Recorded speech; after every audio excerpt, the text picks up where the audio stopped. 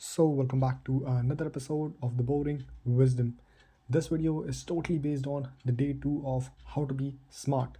It is going to be purely based on emotional intelligence, how we can basically understand emotional intelligence, what exactly is emotional intelligence, the components, how do you master it, and all of these things, top to bottom, head to toe. You'll understand all of these things about emotional intelligence in this particular video.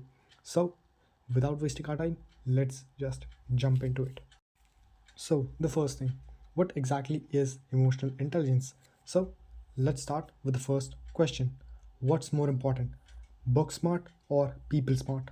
What exactly do you think is more important to be? A book smart individual, a guy who has a lot of theoretical knowledge, or a guy who is really street smart, people smart, who is really great with people, with conversations, with influence? The truth is emotional intelligence. Not exactly book smart, not exactly people smart, but emotionally smart, emotionally intelligent, or let's just say EQ. This is often what set truly smart people apart. Emotional intelligence is all about understanding your emotion and the emotion of others. It helps you communicate, build relationships, and make better decision. Think of it like a social glue that holds everything together. You have all of us have some guy in our class who is just friend with everyone, who just can make anyone do anything. Like he's just the guy who will turn up and build a team, and he just, even he does not have any kind of skills, still he will build a team because he's just like a social glue. He's just friend with everyone, nobody hates him. He's just that guy, and that is a emotionally intelligent individual. So now, why do you need to be emotionally intelligent? Let's explore why this is a game changer for achieving success in your life. So, studies basically show that people with high EQ, emotional intelligence, are more successful in their personal and professional lives. Why? Because they can handle conflict, empathize, and stay calm under pressure. Think about it like if you can manage your emotions and connect with other people, you can navigate almost any situation in your life, like genuinely any situation in your life. If you have a power to control your own emotions, if you can be zen no matter how bad the situation is, if you can connect a lot of people together and like navigate them into any situation, then you are a powerful individual. That's the power of emotional intelligence, right? So now let's break down into the core components of EQ so you can start building your emotional intelligence from today itself. So emotional intelligence is built on the back of five pillars. The first thing is self-awareness, knowing your emotions and how they affect you. Second thing is self-regulation, controlling your emotion instead of letting them control you. First thing is you have to understand what you feel, and the second thing is controlling what you feel.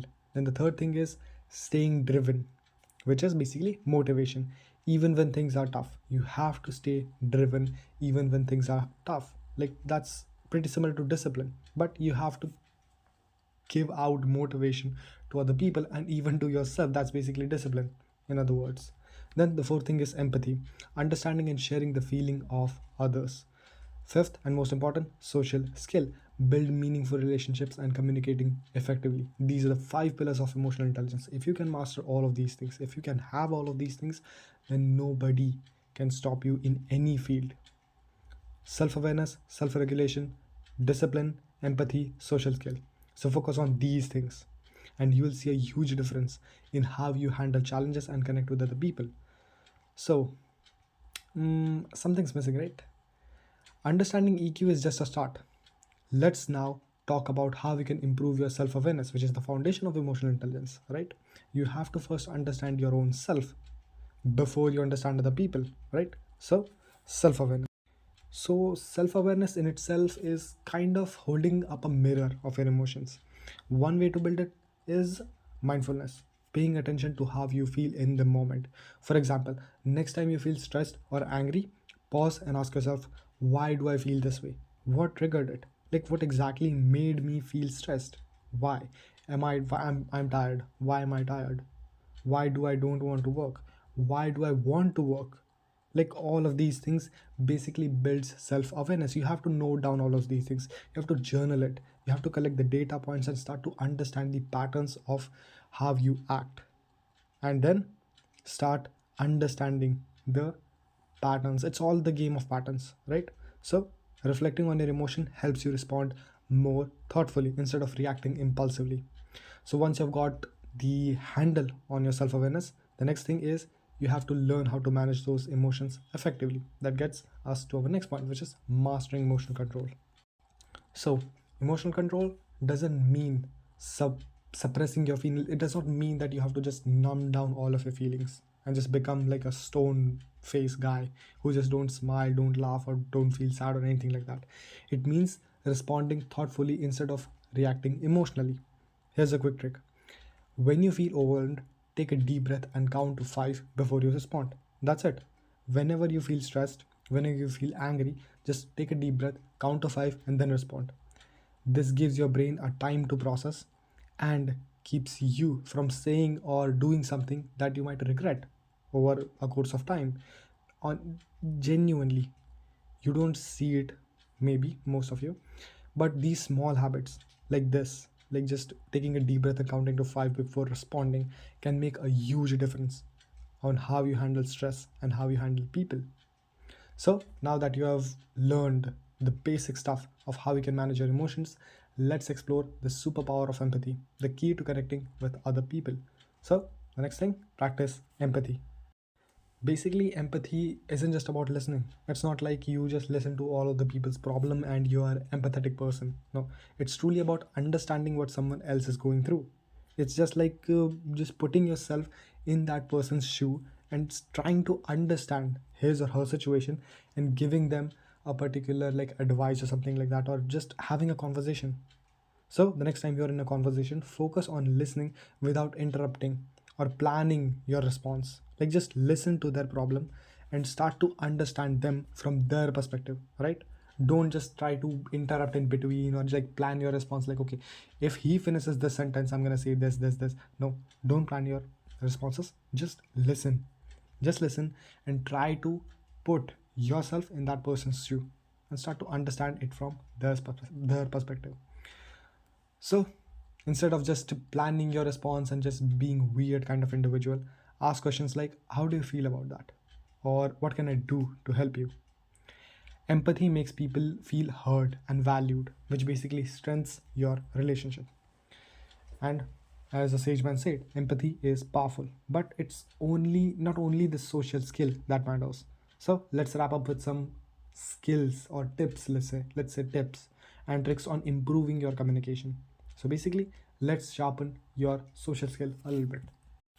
Smart communication. So you should be able to communicate like a pro, but smart communication isn't about talking, it's about listening, asking the right questions, and reading the room, reading the person, reading his emotion, reading his perspective. For example, pay attention to their body language. It often speaks louder than words. Be clear and concise when you speak. Like just be very, very clear with your words and your examples and all of your perspectives, and always aim to leave the other person feel understood. Don't just like make that person feel like you are just giving them advice or something like that. Just make them feel understood. Practice these skills and you'll be able to connect with anyone anywhere, no matter what place, no matter what the gender, no matter what the situation is. So with these strategies in mind, let's reflect on today's key points and how emotional intelligence can transform your life. All right. So, what we have learned so far is building emotional intelligence is like unlocking a cheat code for your life. So, it basically helps you understand yourself, connect with others, handle challenges with grace. So, all you can do is start small, practice self awareness every single day. Just understand your own self before you start to understand other people. Control your emotions. Just understand, okay, am I feel tired? Why do I feel tired? Because I've scrolled social media too much. Control your emotion. I feel angry because I've done this thing. Control your emotion and then show empathy towards not only to other people but also to yourself. So these small habits will make a huge difference and make you smarter in ways that truly matters. So that's the day 2 on how to be smart series. Remember, emotional intelligence isn't just a skill, it's a mindset that will help you transform your life. So if you're ready to keep growing, hit the like button and subscribe and turn on notification for more content like this. See you in the next one.